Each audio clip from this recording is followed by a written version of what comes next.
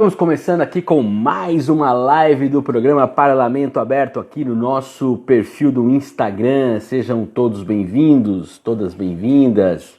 Hoje falaremos sobre a crise do petróleo, crise dos combustíveis fósseis, para ser mais exato, por conta aí da questão da pandemia, evidentemente, mas também por outras razões, por outras variáveis em torno desse mercado aí tão importante para a cadeia produtiva de qualquer país. Dentro da cadeia economia global e tudo mais. Vamos falar com o Leandro Pavan, ele que é docente também lá da Faculdade de Gestão e Negócios da Universidade Metodista de Piracicaba. Estamos aqui aguardando ele para chegar, para a gente começar o nosso papo. Vou até dar um toque para ele já pelo celular, falar que eu estou já com a transmissão aqui ao vivo. E todo mundo que for chegando aí, fique à vontade para fazer pergunta. Fala aí, Rafael Chalim já está aqui entre nós. Seja bem-vindo, meu querido amigo. Estou chamando o Leandro aqui. Um assunto bem interessante. William Siqueira, seja bem-vindo. Majuca Prece, seja bem-vinda. Estou só dando um toque aqui para o Leandro para a gente já começar a nossa live. Vamos falar aí sobre esse assunto que parece algo, né, distante, mas não é, né? A gente tem que colocar combustível no carro aí, sabe que, né, combustíveis fósseis fazem parte da nossa vida, né? Ah lá, o Leandro já está aqui, vou chamá-lo. Vamos lá. Estou chamando ele, fizemos um teste agora há pouco, deu tudo certinho. Tudo em ordem. Opa! Vou tentar de novo aqui.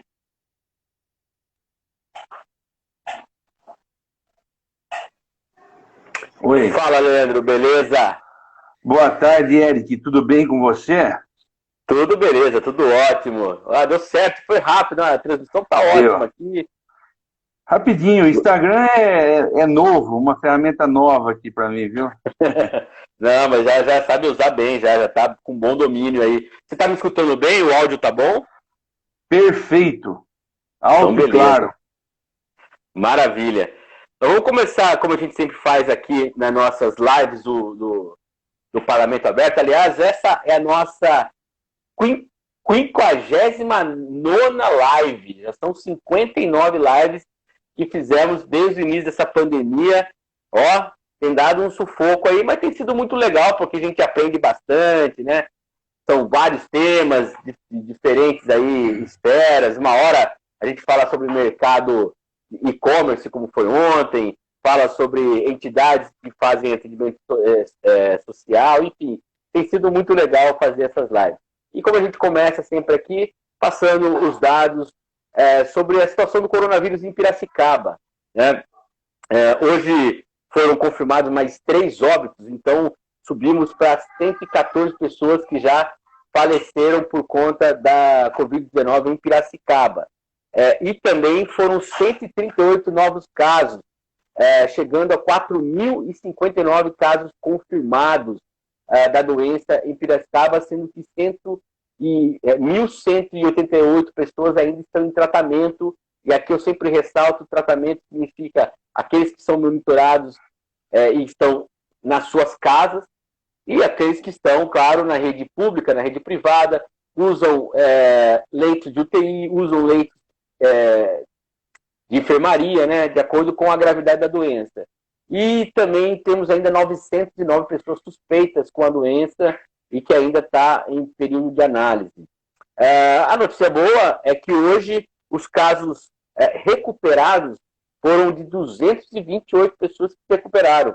Também chegamos aí 2.757 pessoas que se recuperaram da doença, o que é uma boa notícia, claro, né? A gente deseja saúde para todo mundo, né, Leandro? Então, com certeza. Sempre bom isso daí.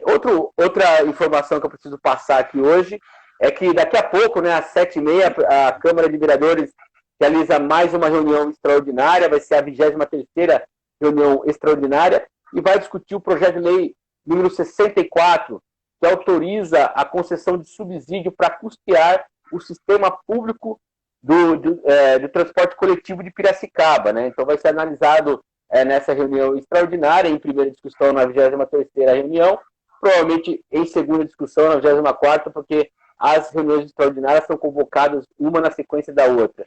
Então, o projeto ele solicita, a Prefeitura, o Executivo solicita a autorização da Câmara para conceder um subsídio de até 7 milhões e 200 mil reais para a empresa que está responsável pelo transporte coletivo de Piracicaba. Esse valor é a soma das 7 parcelas mensais de em torno de 1 milhão de reais, previstas entre junho a dezembro deste ano para fazer o acerto de contas aí. Também está na pauta de hoje o projeto de decreto legislativo número 20 de 2020, olha só, 2020, da Comissão de Finanças e Orçamento, que aprova o parecer do Tribunal de Contas do Estado em relação às contas da administração municipal de 2017. Então, também tem esse projeto na casa hoje.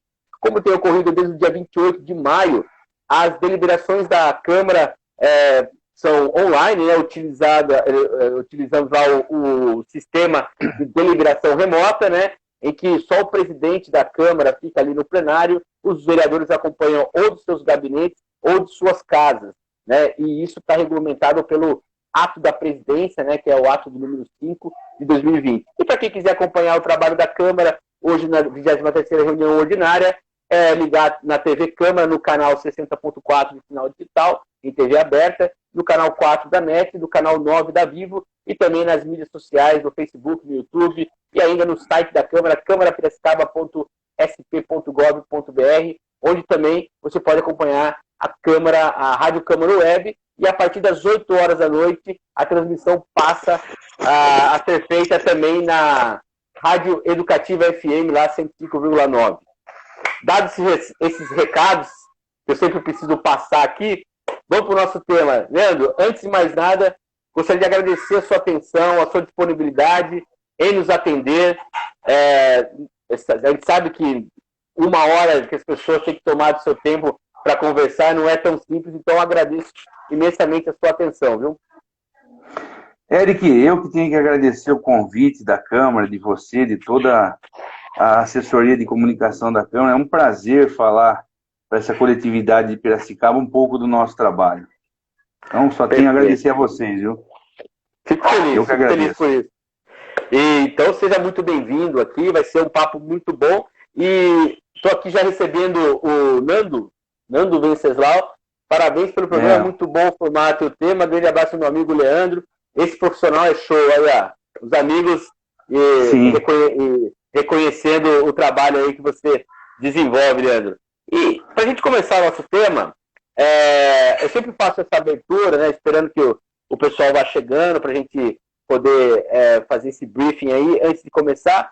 E eu gosto de sempre, quando um tema é tão amplo como é o nosso tema de hoje, que é o impacto da pandemia no mercado de combustíveis fósseis, que, como eu disse aqui no começo, parece algo tão distante, mas não, é algo que está no nosso dia a dia. A gente tem que colocar combustível nos carros, tem que usar gás para fazer, para cozinhar, enfim, é um tema muito amplo, muito próximo de nós. Eu queria que você passasse o que é esse mercado, o que ele significa hoje para o Brasil, principalmente, sabendo toda a potência que o Brasil tem nesse setor, em termos de extração, em termos de do que a gente sabe da Petrobras, por exemplo.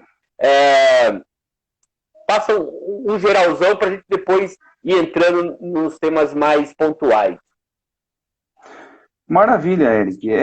O mercado de combustíveis fósseis, no caso o petróleo, vindo do petróleo, ele é muito amplo, ele faz parte aí de 70% no mínimo da matriz energética do país, Até 2030 aí a gente vai ter muita coisa nova, novas energias, novas fontes de energia chegando, mas ainda o petróleo domina todo esse percentual. E com a chegada da pandemia aí, como você falou e muito bem colocado aí, os combustíveis impactam num todo na nossa vida. Porque tem o carro, pensando num sentido já rápido, vamos dizer assim, já de imediato, o carro, depois o gás de cozinha, como você colocou, e num segundo momento aí também, o que implica e impacta muito, é que toda a carga do país hoje, né, aí uma parcela grande, 90%, mais até 95% de todo o transporte do país é rodoviário, então o diesel impacta muito nisso. Então, você vê que a pandemia trouxe uma questão aí que, né, pertinente para a gente estar discutindo aí, falando um pouquinho sobre esses custos, o que está acontecendo, o que aconteceu e o que tem por vir por acontecer ainda, né? A gente sabe, né? Você falou do transporte rodoviário, de fato, 90% do que se transporta no Brasil. O Brasil escolheu o transporte rodoviário como principal modal, né, de logística para tudo o que é transportado no Brasil. Tanto que a gente nunca vai se esquecer da greve dos caminhoneiros em 2018, que Sim. foi uma outra pandemia quase, né? Parou tudo, não tinha. E a gente vê a importância, né, desse setor. Agora, e se tratando da pandemia em si, como que foram os primeiros efeitos dela, né? A gente sabe que começou na China, a China, que é um grande comprador não só do Brasil, mas do mundo inteiro, um grande exportador também. Como isso impactou ali no início e quais foram as preocupações em torno desse assunto? Eric, eu volto até um pouquinho antes, começo até um pouquinho antes da pandemia, que a Rússia, um dos maiores produtores de petróleo do mundo, a Rússia e a Arábia Saudita, eles estavam numa queda de braço aí, a partir do mês de setembro, início de setembro de 19, eles vinham numa queda de braço, assim, aumentando a sua produção, a sua extração de petróleo, né? Porque aqui nós estamos falando, a extração nada mais é do que a indústria do petróleo, né? Então a gente tem a extração, o refino e a distribuição, tá? Até chegar ao consumidor final. Então essa parte da indústria do petróleo, da extração, da prospecção do óleo pesado, vamos dizer assim, né? No caso nosso está em águas profundas, na Arábia Saudita está, vamos dizer, em vertentes no deserto, que brotam da terra, vamos dizer assim, né? Na Rússia a mesma coisa, aqui na Venezuela, a nossa vizinha também, na bacia do Orinoco. E esses países, eles então entraram numa guerra comercial entre eles para ver quem podia mais. E aí aumentaram a sua produção. Acelerou, a Arábia Saudita acelerou muito a produção diária dos barris de petróleo. A Rússia, para poder entrar nessa queda de braço, também acelerou. Só que aí o mercado, ele vamos dizer assim, por isso que eu sou fascinado pelo mercado, né? Porque o mercado, ele vamos dizer, ele tanto constrói como ele destrói um produto, uma marca rapidamente, né? Se você não se atentar a ele, você não consegue ficar. Eu costumo falar assim, que vender é fácil, agora vender todo dia e se manter no mercado, esse é o grande desafio da gente sempre. Então, o que aconteceu? Quando eles entraram nessa guerra, em começo de setembro, veio o começo de outubro, aí no finalzinho de outubro chega a pandemia na China, e a China é um dos maiores. Eu não sei hoje, eu acredito que a China deve estar... Os Estados Unidos sempre foi o maior consumidor de petróleo do mundo, mas eu acho que a China, se não ultrapassou, está bem próximo já dos Estados Unidos. E aí houve toda aquela questão da paralisação já pela China, né? Então, o que aconteceu? Esse foi um efeito que já tinha uma enxurrada de petróleo no mercado, que eles colocaram, o preço já vinha caindo, porque quando a oferta é maior do que a procura, lógico que os preços caem, né? E só que eles não contavam com isso. Eles não contavam com essa, tanto, vamos dizer assim, a produção russa quanto a produção saudita, eles não contavam com a pandemia. Nunca ninguém iria imaginar que ia chegar uma pandemia no mês de novembro, né, com força que veio. Final de outubro já começou os primeiros sinais. E isso fez com que o mercado de petróleo se recuasse muito por conta da grande oferta que já tinha de produto, e ainda com a pandemia, o consumo começou a dar sinais de fortes retrações, né? E aí foi que ficou muito petróleo no mundo estocado, não se tinha mais operações logísticas, armazéns, né, tanques, na verdade, tanques logísticos que conseguisse suprir essa demanda dessa produção, chegou a ficar aí nos meses, agora, os últimos meses de abril e março, aí, nós tivemos uma frota de navios petroleiros que acabaram servindo como tanques estacionários no mar, né, de mais de 800 navios petroleiros. Né? A gente chegou a quase 1.200, de 800 a 1.200 navios petroleiros parados nas costas dos Estados Unidos, na Califórnia, no Pacífico, no Atlântico ficou bastante. Então, foi uma questão muito difícil para o mercado de petróleo. Nós chegamos, para você ter uma ideia, o barril chegou abaixo de zero, né? Chegou ao índice negativo. Isso nunca existiu na história do mundo, o barril chegar a um índice zero, né? E foi complicado para as companhias de petróleo, foi complicado para esse mercado, porque você chegando a zero, abaixo de zero, na verdade, né? Negativo, você fica com todo o custo dessa operação, né? Ele continua lá, né? O estoque está lá, né? Você tem que Sim. virar com o estoque, né? Sim, porque como que funciona, Eric, para você entender, para todo o pessoal que está nos ouvindo aí, nos assistindo. O petróleo, ele é uma torneira lá que vamos colocar assim, vamos citar esse exemplo, uma torneira que está jorrando. Então, você abrir um poço de petróleo, você tem que extrair, né? Você pode diminuir a pressão dele e reduzir a sua vazão, mas você não consegue fechá-lo. Você abre, desde que você tem que ir tirando.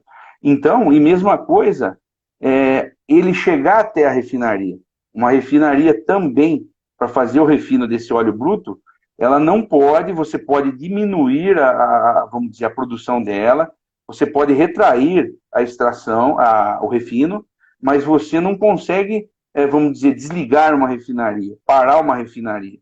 Né? O prejuízo é muito grande. Se você parar uma refinaria hoje, no mínimo são 8 meses para você voltar a aquecê-la. Então é complicado. Então, assim, foi reduzido ao máximo os níveis de refino, né? Da produção também. Os postos de petróleo, os grandes produtores aí, reduziram ao máximo, porque já tinha um estoque que vinha nessa demanda, nessa briga comercial entre Rússia e os sauditas, e também o fato da pandemia, com o lockdown mundial, vamos dizer assim, com a paralisação de Europa, dos Estados Unidos, do próprio mercado asiático, houve uma retração muito grande. E aí eles fizeram esse trabalho, reduziram a extração, a pressão dos poços e também o refino, né? Diminuiu-se muito o refino. E aí a gente ficou com essa oferta excedente de combustíveis no mercado. E que jogou, como você colocou, o preço lá embaixo, né? Deixando até negativo ele, que é bastante assustador, né?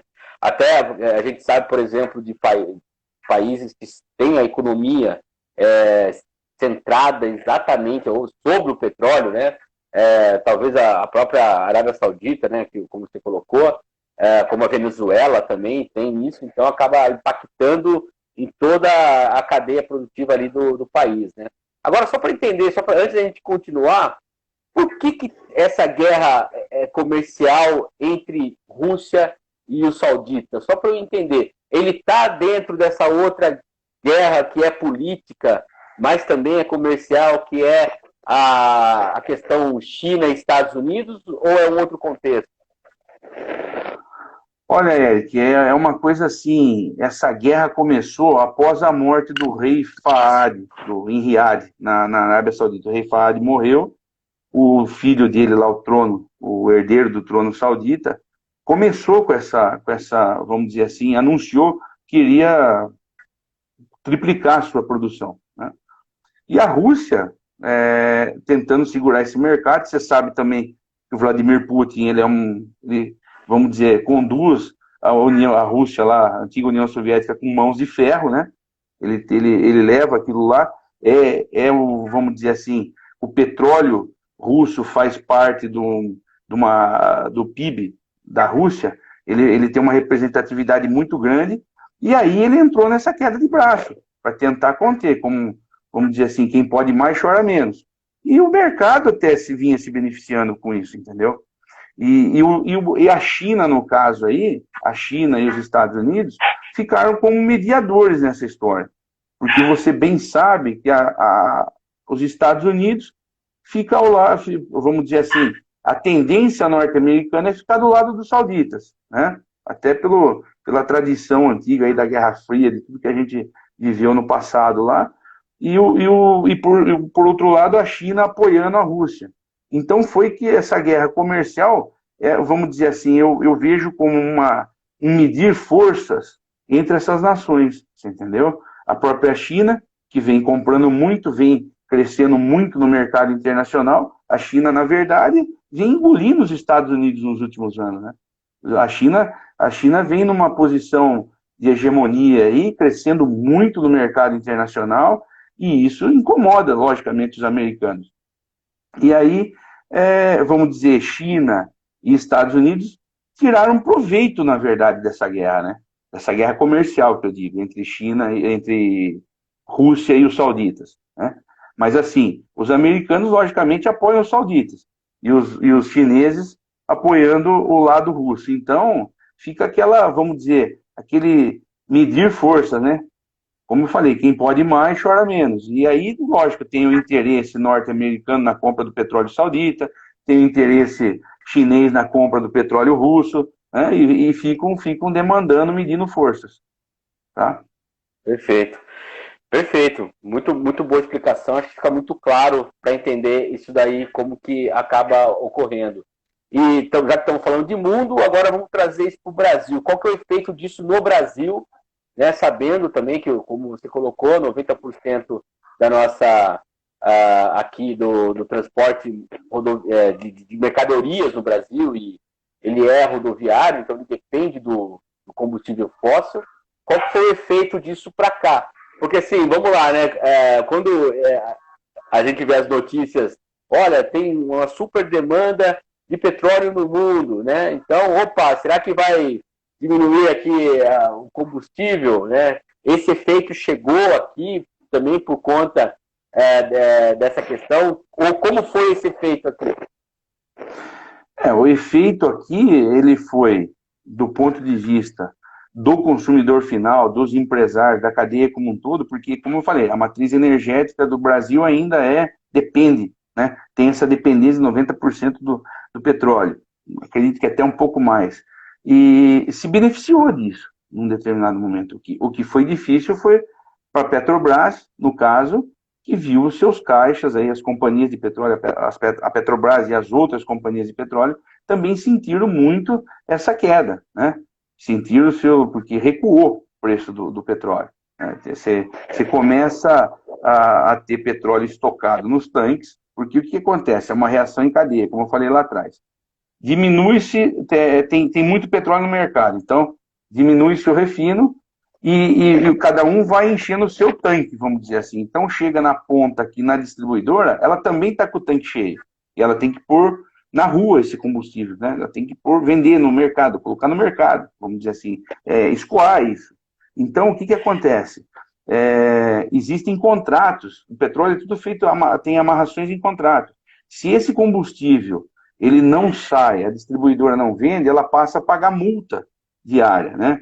Mesmo os que importam petróleo, os que importam combustíveis, se você não descarrega o navio no porto, você tem uma multa diária dessa não descarga, vamos dizer assim, né? Eles chamam de demurrage, de $30 mil por dia, para você ter uma ideia. Então, muitas vezes, o que eles fazem? Eles vendem esse combustível no preço negativo, porque fica mais em conta vender negativamente, que foi o que aconteceu nos meses de março, abril e maio, né? Nós enfrentamos isso, a gente vendeu, trabalhou com margem negativa, por conta que se não trabalhasse com a margem negativa, esse combustível não escoasse para o consumo final, a multa seria maior. Você entendeu, Eric? Como que não fecha a conta. Então, é preferível você vender com margem negativa do que pagar uma multa que vai ficar maior do que essa margem negativa, né? Mas, assim, o mercado se beneficiou disso, né? Embora que beneficiou de certa forma, porque o próprio transportador, o próprio consumidor do combustível estava em lockdown, né? Então, foi uma reação em cadeia. Na verdade, caiu o preço da gasolina ou baixou o diesel. Mas também baixou o diesel, mas você está transportando? Não, estou parado. Então, foi uma reação em cadeia, fica difícil.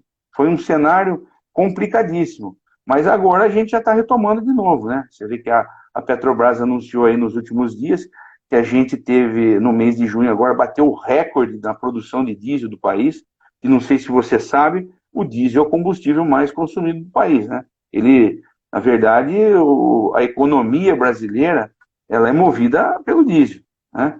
Navio consome diesel, geradores consomem diesel, os caminhões que transportam as mercadorias, as cargas consomem diesel, os trens consomem diesel, você entendeu? Então ele está inserido em toda a cadeia aí do país, né? A cadeia Perfeito. mercadológica. Sim. Bom, a gente falou, né, da briga sauditas-Rússia, contexto de Estados Unidos e China, falamos do Brasil, falamos antes da pandemia, mas eu queria uma análise do que foi o período ali quando a OMS lá, se não me engano, 16 de março, ela declarou, existe uma pandemia do novo coronavírus, né? Até eu estou retrocedendo para depois a gente chegar para falar sobre como está essa recuperação e qual que é a previsão Sim. aí para o futuro. Quando a OMS declara a pandemia, qual que é a atitude ali desse mercado para tentar entender a dimensão dessa pandemia e a dimensão do que iria acontecer com esse mercado dentro dessa pandemia? Foi muito difícil, porque é um mercado que, como você sabe, os índices são internacionais. Num primeiro momento, ninguém esperava que ia chegar no índice negativo do barril de petróleo, né? Mas foi assim uma coisa que ela foi acontecendo, março ainda não se sentiu tanto, mas abril e maio foi difícil nesse sentido. Final de março já, vamos dizer assim, caiu a ficha desse mercado de que não seria fácil os próximos meses, né? O recuo foi muito grande, então as bolsas, você vê que bolsas de valores caíram, porque nada mais é do que uma commodity, o petróleo é uma commodity. Então, o commodity, a gente sabe que vamos dizer assim, quem dita o preço de uma commodity é o mercado, né? E aí você vê esse mercado desabando, e por outro lado você com uma produção que não pode parar, com dificuldades de estocagem. Você tem um o maior operador logístico de petróleo, ele está no Canadá. Para você ter uma ideia, chegou a ficar totalmente tomado. Todos os tanques desse operador logístico do Canadá estavam com os tanques tomados. Não se tinha mais onde pôr o óleo bruto. Então tinha o grande problema de você ter o óleo bruto, que é da extração, e ainda o combustível pronto, que com o lockdown mundial não saía, não tinha consumo. E aí, por consequência, você tinha que guardar o óleo bruto e ainda estocar o óleo bruto que está saindo lá dos postos de petróleo e mais o combustível acabado. Foi uma operação assim terrível, cara. Foram uns 3 meses aí, a gente pode colocar aí o final de março aí, comecinho e abril e maio, esse mercado ele perdeu muito dinheiro, entendeu? Nós perdemos muito dinheiro, foi muito difícil mesmo trabalhar com margem negativa. Todo mundo ficou com margem negativa, né? Não tinha onde não tem consumo, não tem giro, a economia está parada, o caminhão não roda, o ônibus não roda, né? O trem não tem viagem para o trem, o navio totalmente todos parados. Você vê que esses de 800 a 1.000 chegou a patamares de 1.200 navios parados, só na costa lá da Califórnia, como eu falei, chegava a ter mais de 600 petroleiros na costa da Califórnia parados, né? Você vê, e eles mesmos não estavam consumindo o produto, porque você tem um navio, hoje para você abastecer um navio, ele é abastecido de 800 a 1 milhão de litros de óleo diesel para fazer uma viagem. Então você imagine, 600 navios parados, carregados de combustíveis, e não queimando esse combustível, foi terrível, viu, Eric? Foi assim uma coisa que a indústria do petróleo, olha, essa pandemia eu acho que foi um aprendizado, é um divisor de águas. Eu acredito que a indústria do petróleo vai colocar a pandemia como um divisor de águas, viu? Foi complicado, foi muito complicado mesmo, trabalhar com toda essa questão logística, operacional do petróleo. E legal, esse termo que você usa eu acho muito importante, né? Porque divisor de águas, né? A gente está dizendo o seguinte, que ela cria um novo paradigma, né? Quando a gente fala em divisor de águas é isso. Assim como, por exemplo, né? Eu sei um pouco dessa história, mas a crise lá do petróleo dos anos 70 criou novos paradigmas por conta políticos, por conta de diversas da dimensão do que era, né, do que foi, né? Então a gente está falando de algo que vai vir a ser algo novo. Mas antes de falar do algo novo, eu só queria entender como a indústria do petróleo, dos combustíveis fósseis, ela se dá a partir de grandes conglomerados, né? Você colocou esse a gente conhece a Petrobras, mas existe as estatais de forma geral, muitos países trabalham com estatais, não só o Brasil, né? É quase algo, talvez até majoritário, se eu não me engano, se você pensar de maneira geral, mas esse mercado ele teve quebra no sentido assim de falência, existe, por mais difícil que tenha sido, ocorreu algum tipo de descontinuidade desse mercado, ou seja, algum serviço que não vai ser feito nos próximos anos, porque um determinado player ali quebrou e não vai ter condição de se reerguer. Existiu algo nesse sentido ou não chegou a ter? Por conta do tamanho da indústria, né? Sim. Quebrar não quebra. Porque tem a seguinte vantagem também, né? É assim, quando retoma a economia, é o primeiro setor a ser aquecido. Então, como ele foi o primeiro setor a sentir lá essa parada, né? Quando você retoma, é o primeiro setor, porque todo mundo precisa da queima do combustível para gerar energia, né? Nós estamos falando do mercado de energia, na verdade. Quando se fala em petróleo, a gente se fala em energia, né? Todo mundo, uma refinaria, ela produz energia. A queima do petróleo, ela é altamente energética. Então, assim, dados de empresas de petróleo quebrar não chegou a esse ponto, né? Perdeu-se muito dinheiro, perdeu-se margens de ganho. Acredito que, completando essa pergunta sua, investimentos na área, logicamente, vamos dizer, se tinha alguma empresa no mundo aí com ideia de construir uma refinaria, de ter ampliação vamos dizer, da sua produção, de alguma coisa, eu acredito que eles estão revendo alguma coisa. Embora que hoje também, pra você ter uma ideia, veja como que a dinâmica desse mercado, vendo o Infomoney de hoje, ele traz que parece que a Arábia Saudita vai cutucar o mercado de novo com uma produção excessiva. Pra você ter uma ideia. Eu peguei agora à tarde, depois logo após o almoço, eu estava lendo a Infomoney, e lá saiu de novo que os sauditas vão voltar assim, com uma superprodução. Então, esse dado já dos sauditas a voltarem com uma superprodução, você vê que o mercado ele já tá voltando, né?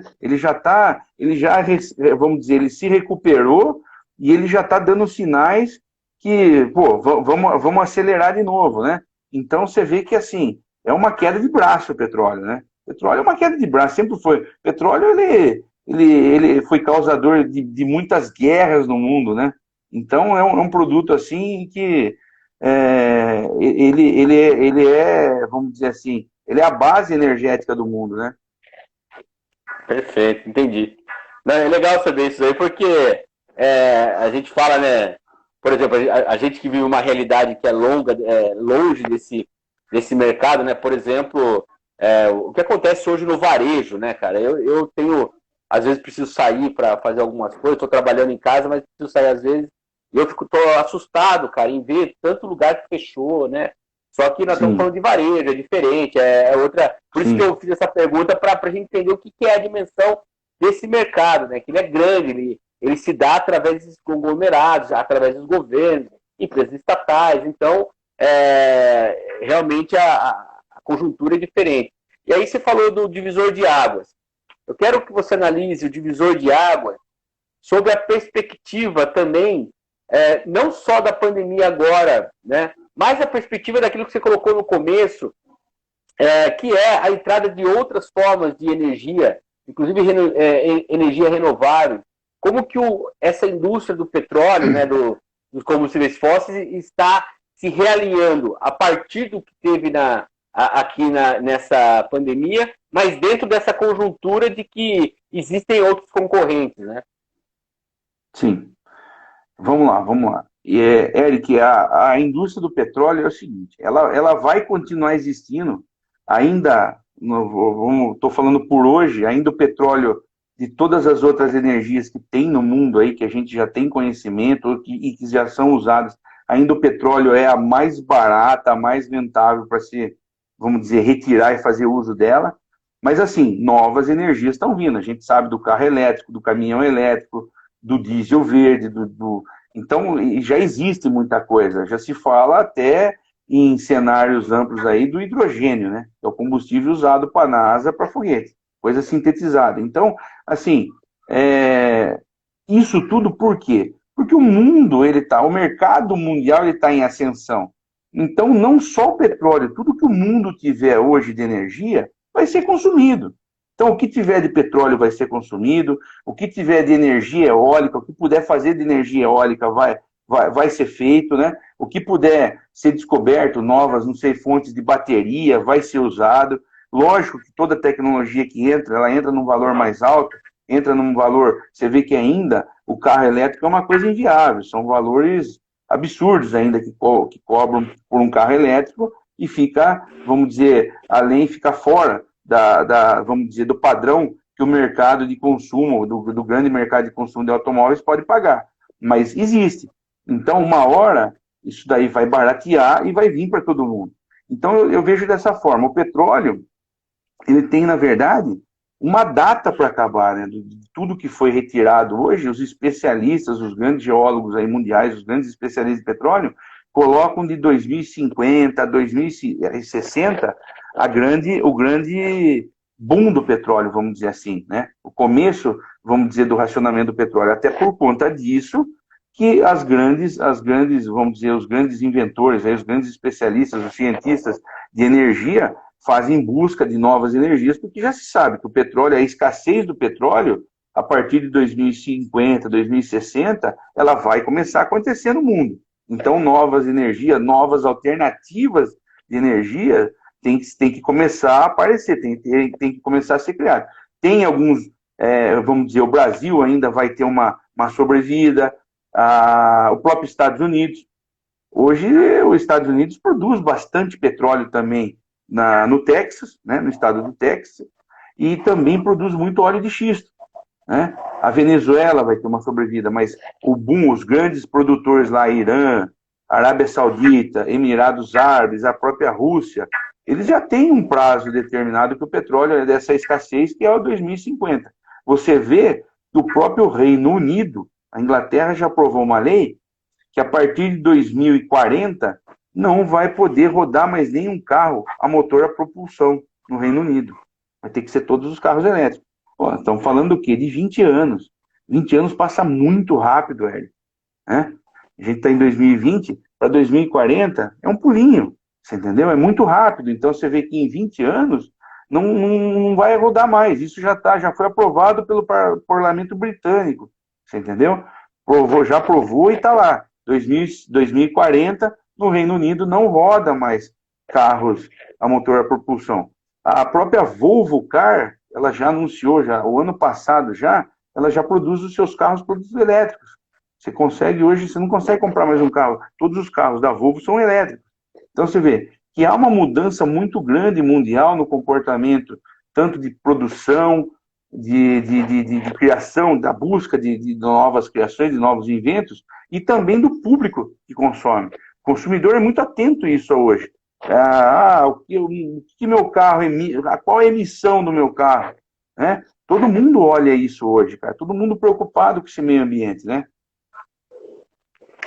Nós temos a conjuntura, claro, né, que é do aquecimento global, né? Isso traz, inclusive, em 2015 foi assinado ali aquele acordo na França com vários países, o Brasil, inclusive, foi signatário. Eu acho que estava tendo algumas possibilidades de refazer alguns aspectos. Eu sei que os Estados Unidos saiu desse acordo, mas, enfim, os países, em geral, eles estão vendo a questão do aquecimento global e a necessidade de você reduzir a emissão de dióxido de carbono. Isso daí também é uma realidade que o mundo está tendo que enfrentar. E aqui tem uma pergunta do João Humberto Venturini. Quem que hoje lidera o desenvolvimento das energias sustentáveis e alternativas? Ele tá dizendo aqui, é a China ou não? Quais são os países que estão à frente disso e que aí é uma outra projeção, quem dominar isso e dominar a energia que virá depois do petróleo vai dominar muito mais outras coisas, né? Estamos falando aqui de poder político e econômico, né?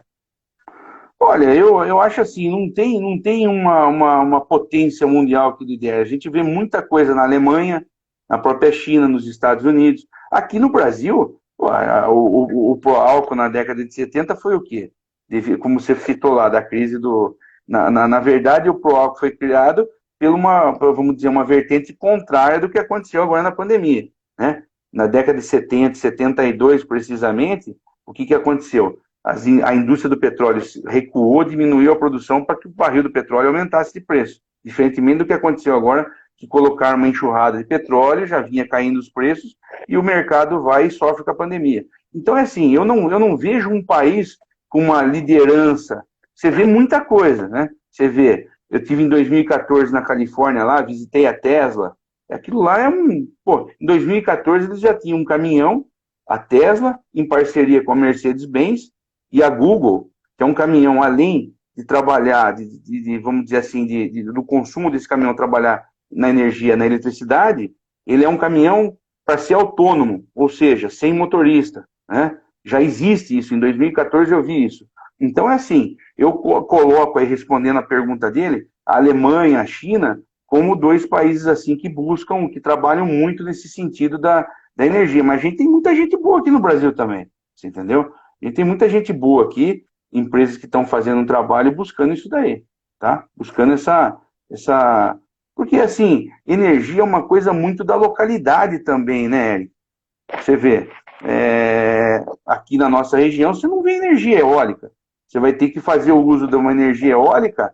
Agora, você vai para o norte do Brasil, lá, para os lençóis maranhenses, para aquele lado do norte e nordeste, lá das praias, você vê muita energia eólica. Por quê? Porque tem um vento constante. Então, eu acho assim, os estudos das novas fontes de energia, eles vão ser muito no sentido do que cada país possui e possa usar aquilo. Esses dias eu estava vendo uma reportagem da Islândia, a Islândia aproveita todo o vapor dos vulcões da Islândia, e esses vapores são convertidos em energia elétrica, você entendeu? Eles têm é maravilhoso o que a Islândia faz, o que eles conseguem através do vapor das águas quentes, que a Islândia é um país cheio de vulcões. E eles fazem uso desse vapor da água vulcânica, vamos dizer assim, para gerar energia elétrica.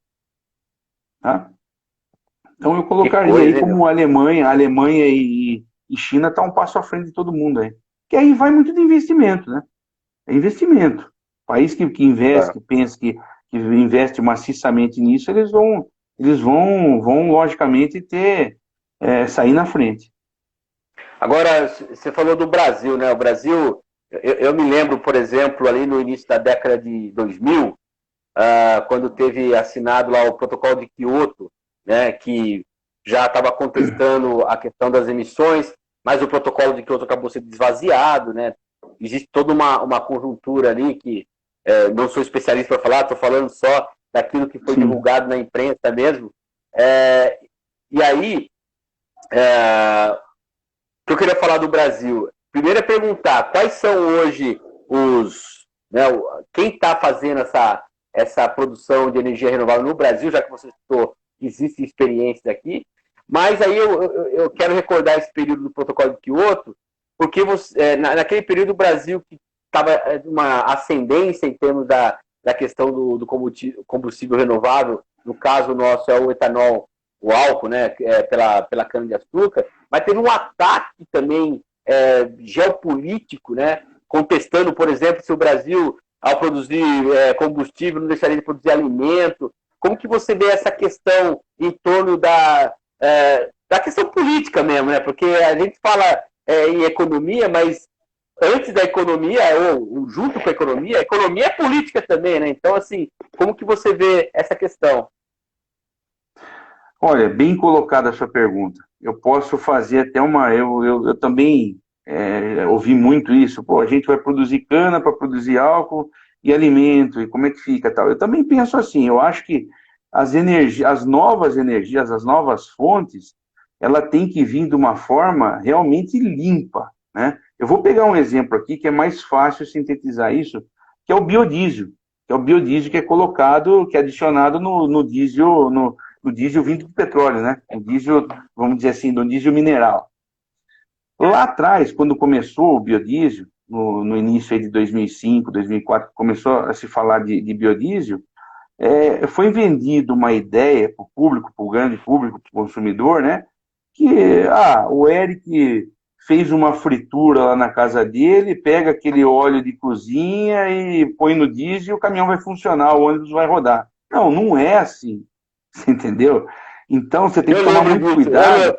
eu lembro dessa Problema. corrida, é verdade. Sim, sim, nós desse mercado, nós que estávamos inseridos, eu que estou ligado diretamente à área comercial de distribuição dos combustíveis, a gente sofreu muito nesse início, porque tinha muita gente, o cliente falava assim, não, viu, eu vou comprar um pouco de diesel com você, viu, tem um amigo meu aqui que tem frigorífico, ele disse que aquela gordura lá do boi, aquele coisa, a gente quer, não é assim, é um produto industrializado, tem que ser feito todo um processo. Se você não consegue, o produtor rural, então, achava que ele plantando soja, a solução para abastecer o trator dele estava no quintal da casa dele, ali atrás na fazenda. Não é assim, você entendeu?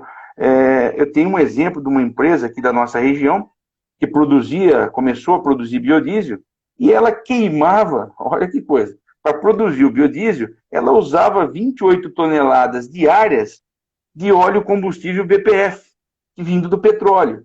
Então, eu acho assim, se for para você queimar, vamos dizer, você usar uma queima para produzir outra energia, eu não vejo a vantagem nisso, você entendeu? Mas é como você falou, a política estando envolvida nisso, a gente precisa sempre estar olhando quais os interesses que tem por detrás disso, você entendeu? Na época que foi o biodiesel veio, qual que era a ideia? Vamos usar a bandeira do cooperativismo, vamos montar cooperativas aqui no país que vão produzir. Mas nós sabemos que não é assim, você entendeu? A própria Petrobras não dá conta de produzir todo o diesel que o país precisa, todo o diesel que é consumido no país. Nós temos uma grande parcela de importação de produto, né? Inclusive o nosso óleo básico aqui, o nosso óleo bruto, ele é muito ruim, vamos dizer assim, para a extração de petróleo, de óleo diesel. Ele é bom para gasolina, porque é do pré-sal. Então são águas profundas. Você tem uma ideia? Águas profundas não, ela está abaixo, né? Porque o pré-sal, para você entender, é o mar, o fundo do mar, a camada de sal, a rochosa, esse petróleo está abaixo disso. Então é um óleo muito denso, é um óleo muito pesado. O diesel é um produto que você extrai de óleo leve, né? Daquele óleo que eu falei inicialmente lá, que brota da terra ali.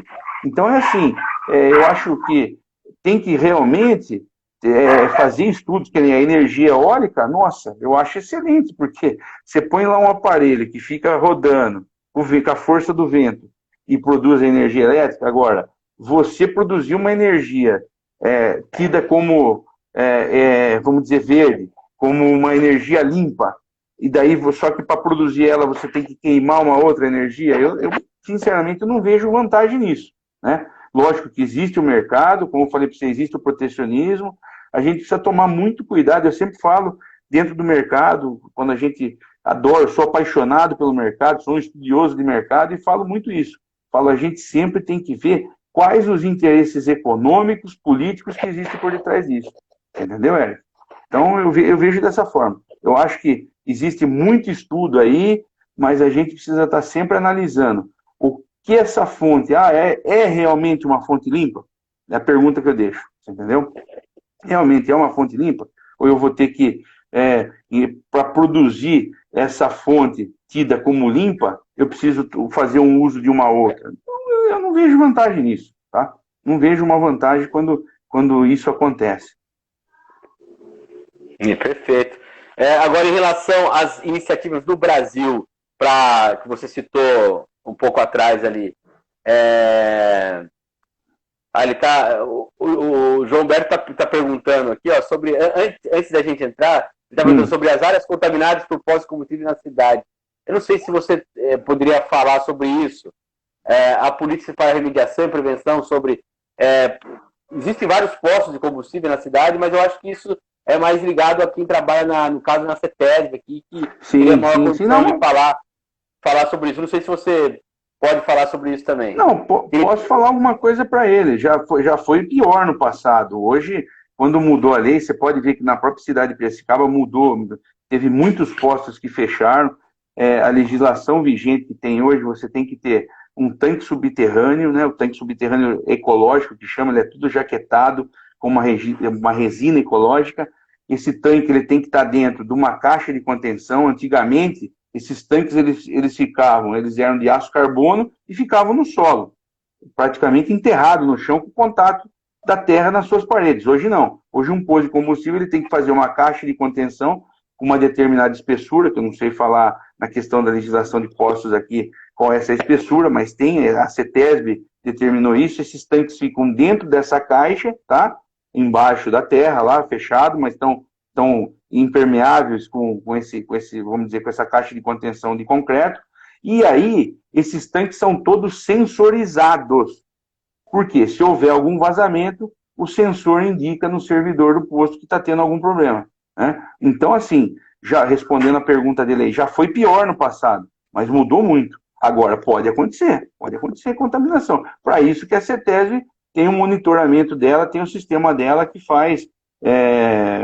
assim, num determinado período, aí eu não sei especificar para você, porque é uma norma deles, dentro da lei ambiental do Estado de São Paulo, e cada estado tem a sua lei, a sua normatização, que eles fazem regularmente. Então, vamos dizer, não sei, de cada 2 anos nós vamos nesse posto e vamos retirar amostras do solo e examinar. Se aquela amostra der uma contaminação, eles vão medindo a extensão e vão retirando a amostra até ver a extensão daquela contaminação do solo. E aí, vamos dizer assim, o problema é grande, a multa é feroz, então, mas melhorou muito. O que eu posso falar é que a gente tem uma rede de postos hoje em Piracicaba muito boa, né?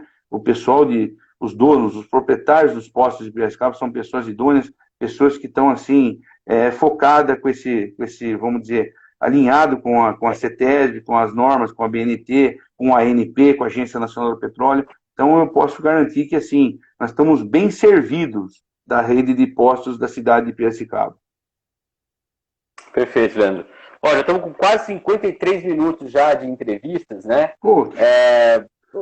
Falei para você que voava, né? E voa, né? Verdade.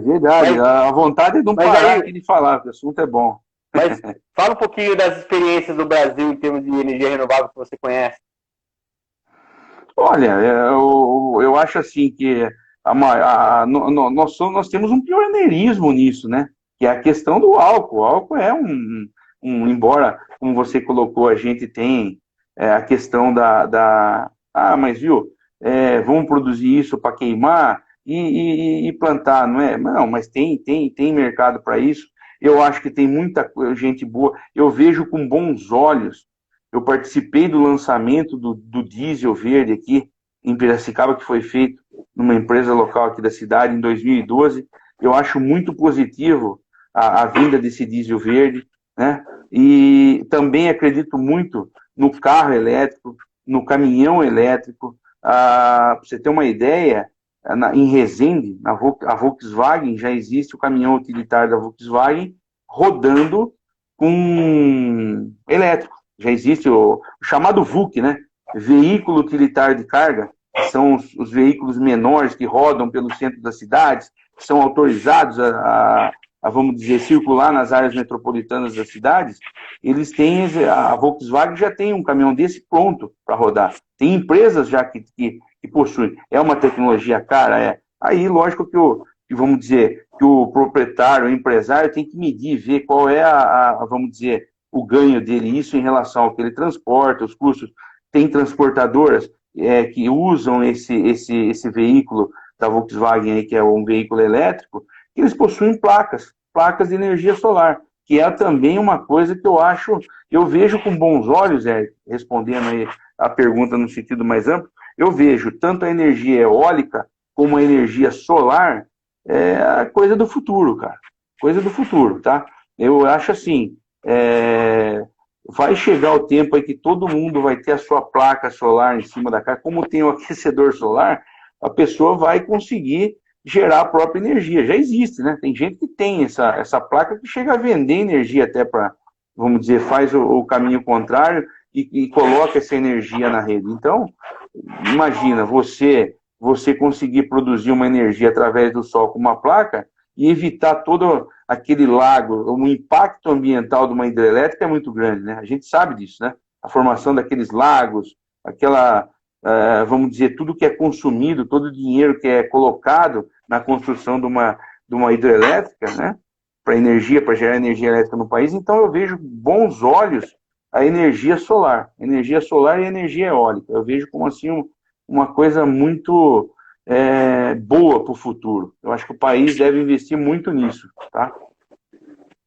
Legal, Leandro. Legal, gostei das explicações e realmente a gente torce para que isso ocorra mesmo, né? Você falou, inclusive, eu acho que você falou da Alemanha, recentemente, acho que faz um ano já, não é tão recente assim, eu vi uma reportagem falando de que há lugares lá em que as casas já produzem energia, excedente de energia que eles colocam na rede, né? Na Sim. rede. E aí, por exemplo, uma padaria do lado que precisa de energia que eles não conseguem produzir, pega da casa e ainda paga para esse cara da casa, né, essa energia que foi colocada. Achei um sistema brilhante, né? Se isso um dia vingar no Brasil, vai ser ótimo, né? Eu já vi casos no Brasil, também em Goiás, um senhor lá, um investidor... Popularmente, né? Estou dizendo, né? Sim, ele investiu R$70 mil na casa dele, ele consegue fazer isso. Aqui em Piracicaba, não sei se tem alguém fazendo ainda alguma residência, mas isso também já é uma novidade, essa questão de você passar energia para a rede. Na verdade, além dele, vamos dizer assim, ele se acredita, né? Ele vende essa energia para a empresa local ali que faz a coisa e se acredita nas contas dele. É um negócio muito interessante mesmo. E outra coisa que vale lembrar, que não deixar passar, que veio na minha mente agora, Eric, é a questão do lixo, né? É a questão do lixo, tá? Pegando um gancho aí, falando de energia, você pega no Japão, né? Completando a pergunta lá, então você vê como que é bem pulverizado. Não tem um país assim dominando, e sim tem dentro das suas localidades, dentro da sua, vamos dizer, do seu mercado enquanto nação, eles estão, cada um pesquisa aquilo. Você pega o Japão tem gigantescas usinas que transformam o lixo em energia. Eu acho isso super legal também, você entendeu? Além de tirar todo aquele material reciclado, todo aquele, vamos dizer, fazer todo esse processo